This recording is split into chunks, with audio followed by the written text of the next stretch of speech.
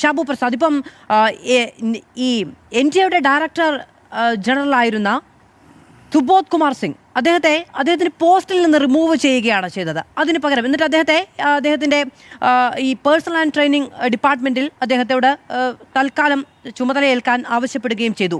അതിന് പകരം പ്രദീപ് സിംഗ് ഖരോള അദ്ദേഹത്തിന് പദവി നൽകുകയും അദ്ദേഹമാണ് ഈ റീടെസ്റ്റ് അടക്കം നേതൃത്വം വഹിച്ചതെന്നാണ് ഞാൻ മനസ്സിലാക്കുന്നത്. സർ, ഇപ്പോൾ പുതിയ നിയമം വന്നാലും, അതായത് ഈ പുതിയ ഭേദഗതി വന്നാലും, പഴയ നിയമം ഉള്ളപ്പോഴും NTA ആർക്കെതിരെയും ആ നിയമം അടക്കമുള്ള കേസ് ഉണ്ടായിട്ടില്ല എന്നതാണ്. ശ്രീ ഷാബു പ്രസാദ്, അങ്ങേക്ക് കേൾക്കാമോ?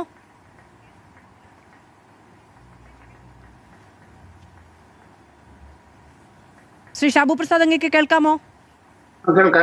ഓക്കെ, ശ്രീ ഷാബു പ്രസാദ്, ഞാൻ ചോദിക്കുകയായിരുന്നു, NTA ഡയറക്ടർ ജനറലിനെതിരെ കേസ് എടുത്തിട്ടില്ല. അദ്ദേഹത്തോട് തൽക്കാലം ആ പോസ്റ്റിൽ നിന്ന് മാറി നിൽക്കാൻ ആവശ്യപ്പെടുകയാണ് ചെയ്തത്. പകരം ചുമതല കൊടുക്കുകയും അയാളാണ് ഈ റീടെസ്റ്റ് അടക്കമുള്ള കാര്യങ്ങൾക്ക് നേതൃത്വം നൽകുകയും ചെയ്തത്.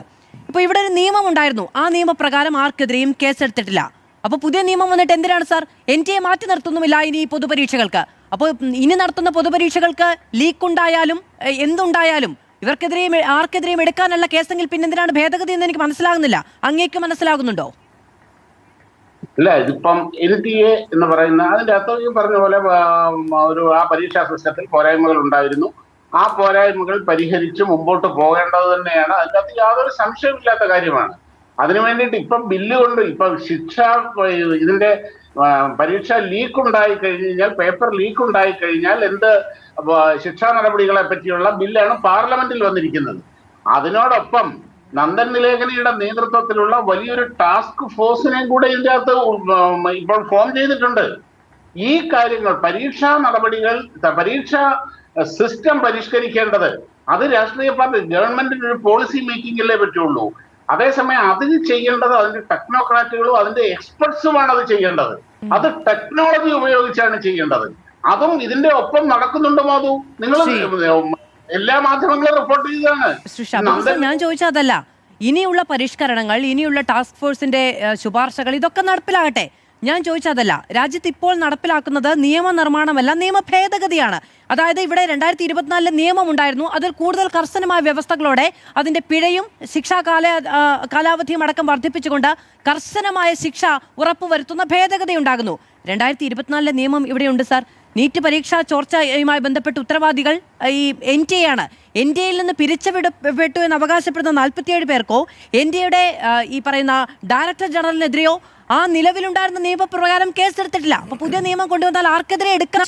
ഈ ചോർച്ച നടന്നത് ജാർഖണ്ഡിലെ ഒരു സ്കൂളിലാണ്.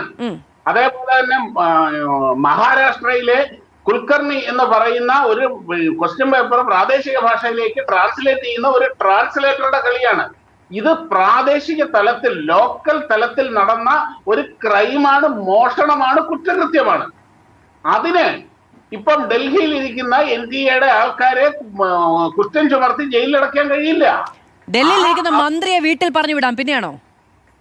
അതവിടെ നിൽക്കട്ടെ. കാര്യം അതിന്റെ മന്ത്രി പോകുന്നതൊക്കെ അതിന്റെ ആ ഒരു വശം വേറെയാണ്. അല്ലാതെ ഇപ്പൊ മന്ത്രിയെ ജയിലിലടയ്ക്കാൻ പറ്റുമോ? മന്ത്രിയെ പറ്റില്ല, ഒരിടത്തും പറ്റില്ല. കാര്യം ഇതിന്റെ അകത്ത് ആ കുറ്റകൃത്യത്തിൽ ഇൻവോൾവ് ആയിരിക്കുന്നവർ എന്തായാലും ജാർഖണ്ഡ് മുഖ്യമന്ത്രിയോ അല്ലെങ്കിൽ അതിന് ഉത്തരവാദിത്തപ്പെട്ടവരോ രാജിവെക്കണമെന്ന് ആരും ഇവിടെ പറഞ്ഞിട്ടില്ല. കാര്യം അത് നടപ്പിലാക്കാൻ, ഈ പരീക്ഷ സുതാര്യമായി കുറ്റമറ്റതായി ചോർച്ചയില്ലാതെ നടപ്പിലാക്കാൻ ഉത്തരവാദിത്തം NTAക്കാണ്. അപ്പോ ഈ നിയമം ഉണ്ടാക്കി വെച്ചിട്ട് അങ്ങ് പറഞ്ഞതുപോലെ ആർക്കെതിരെയും കേസെടുക്കാൻ കഴിയില്ലെങ്കിൽ പിന്നെന്തിനാണ് സാർ നിയമം? ശരി, അങ്ങ് പറഞ്ഞു, ഞാൻ വിശ്വാസത്തിലെടുക്കുന്നു. ആർക്കെതിരെയും കേസെടുക്കാൻ കഴിയില്ല, പിന്നെന്തിനാണ് നിയമവും ഭേദഗതിയും? ഇതിന്റെ അകത്ത് ഈ കുറ്റകൃത്യത്തിൽ ഇൻവോൾവ് ആയിരിക്കുന്നവരെ എല്ലാവരെയും കേസെടുത്ത് അകത്താണ് കിടക്കുന്നത്. CBI അന്വേഷണം നടക്കുകയാണ്. ഇനി ഈ CBI അന്വേഷണത്തിൽ കൂടുതൽ കുറ്റക്കാർ, ഇനിയിപ്പോ ഈ NTAയില് അവിടുത്തെ ഇപ്പൊ ഈ പിരിച്ചുവിടപ്പെട്ട ജീവനക്കാർക്ക് പങ്കുണ്ട് എന്ന് കണ്ടാൽ തീർച്ചയായിട്ടും ചെയ്യും. അതിനകത്ത് എന്താ സംശയം? അല്ല, ഈ പിരിച്ചുവിട്ടവർക്കെതിരെ കേസെടുക്കാതെ എങ്ങനെയാണ് അവർ കുറ്റക്കാരാണോ ഇല്ലയോ എന്ന് കണ്ടെത്തുക? കേസെടുത്ത് കുറ്റപത്രം സമർപ്പിച്ച വിസ്താരമൊക്കെ നടന്നാലല്ലേ കുറ്റക്കാരാണെന്ന് കണ്ടെത്താൻ കഴിയൂ? അന്വേഷണം നടക്കല്ലേ മാധു, അന്വേഷണം നടക്കട്ടെ. അതിന്റെ ഇത് റിസൾട്ട് വേണ്ട. ഞാനിപ്പോ ഒറ്റ കാര്യം ഞാൻ ചോദിക്കുന്നു. ഇപ്പം ധർമ്മേന്ദ്ര പ്രധാൻ വ്യക്തിപരമായിട്ടോ അദ്ദേഹത്തിന്റെ ബന്ധുക്കളോ അദ്ദേഹത്തിന്റെ ഓഫീസോ ഇതിന്റെ അകത്ത് നേരിട്ട് ഇൻവോൾവ് ചെയ്തു എന്നുള്ളതിന് ഇവർ ഈ പറഞ്ഞ പോലെ CJP-യോ CPM-ഓ ആരും ആരോപണം ഉന്നയിച്ചിട്ടില്ല. ആർക്കും അങ്ങനെ സംശയവുമില്ല.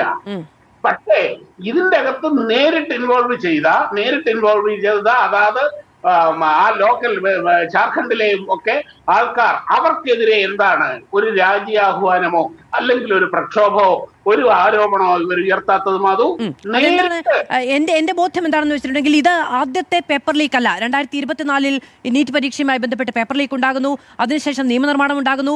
ഇപ്പൊ നിയമനിർമ്മാണമാണ് ഇതിന് പരിഹാരമെങ്കിൽ 2024 നിയമനിർമ്മാണത്തിന് ശേഷം ഇപ്പോൾ പേപ്പർ ലീക്ക് ഉണ്ടാകാൻ പാടില്ല. അപ്പോൾ ഇപ്പോൾ ഈ കാണിക്കുന്ന ഭേദഗതിയും വെള്ളത്തിൽ വരച്ച വര പോലെയാണെന്ന് വിചാരിക്കാനുള്ള സാധ്യതകൾ നമ്മുടെ മുന്നിലുണ്ട്. ഇത് ഉറപ്പുവരുത്തുന്നു എന്ന് പറഞ്ഞതിന് ശേഷം അല്ല, നിയമനിർമ്മാണം മാത്രമല്ല, ഇതിന്റെ ഒപ്പം വലിയ പരിഷ്കരണം നടക്കുക. അടുത്ത വർഷം മുതല് ഇത് പേപ്പർലെസ് ആണ്, ഹൈലി എൻക്രിപ്റ്റഡ്, ഡബിൾ എൻക്രിപ്റ്റഡ് ആയിട്ടുള്ള സിസ്റ്റമാണ് ഇംപ്ലിമെന്റ് ചെയ്യുന്നത്. അതിനു വേണ്ടിയിട്ടാണ് ആ പണി അറിയാവുന്നവരെ ISR മുൻ ചെയർമാൻ സോമനാഥും ഈ നന്ദൻ നിലകേനി ആരാണ്? അദ്ദേഹം സ്ഥാനാർത്ഥിയായിട്ട് ബാംഗ്ലൂർ മത്സരിച്ച ആളാണ്. പക്ഷെ അദ്ദേഹത്തിന്റെ ടെക്നിക്കൽ എക്സ്പെർട്ടൈസ് അത് വളരെ വിലപ്പെട്ടതാണ്. ഇവിടെ ഒരു രാഷ്ട്രീയവുമല്ല ഇവിടെ നോക്കുന്നത്, അത് ചെയ്യാൻ അറിയാവുന്ന ടെക്നോക്രാറ്റ്സിനെയാണ് ഇവിടെ അതിന് നിയോഗിച്ചിരിക്കുന്നത്. അവരാണത് ചെയ്യേണ്ടത്. അദ്ദേഹമാണ് ആധാർ നടപ്പാക്കിയത്. ഇനി ഉണ്ടാകുന്ന പരിഷ്കരണങ്ങളെ കുറിച്ച് ആശങ്കപ്പെടുകയോ അതിനെ ജഡ്ജ് ചെയ്യുകയോ ഒന്നും ഞാനും ചെയ്യുന്നില്ല. ഈ നിയമം ഉണ്ടാക്കിയത് എന്തിനായിരുന്നു എന്നുള്ളതായിരുന്നു എന്റെ ചോദ്യം. ശരി, ഇനി പേപ്പർ ലീക്ക് ഉണ്ടാകാതിരിക്കാൻ ഇനി പേപ്പറുകളെ ഉണ്ടാകാതിരിക്കുക എന്നുള്ളതാണ് മാർഗമെങ്കിൽ അങ്ങനെയും ആകട്ടെ സാർ. അതായിരിക്കാം ഇന്നൊരു പക്ഷേ ദയാനിധി മാരൻ പറഞ്ഞത്, bill is like putting a spring on a fan so it comes down when students try to hang themselves എന്നത്. ഇത് ഈ പറയുന്ന ഒരു ഫിക്സ്, ഒരു കോസ്മെറ്റിക് ഫിക്സ് എന്ന് പറയുന്നത് യാതൊരു തരത്തിലും ഇതിന് പരിഹാരമാകില്ല എന്നൊരു പരിഹാസം പാർലമെന്റിൽ ഉണ്ടാകാൻ കാരണം ഒരു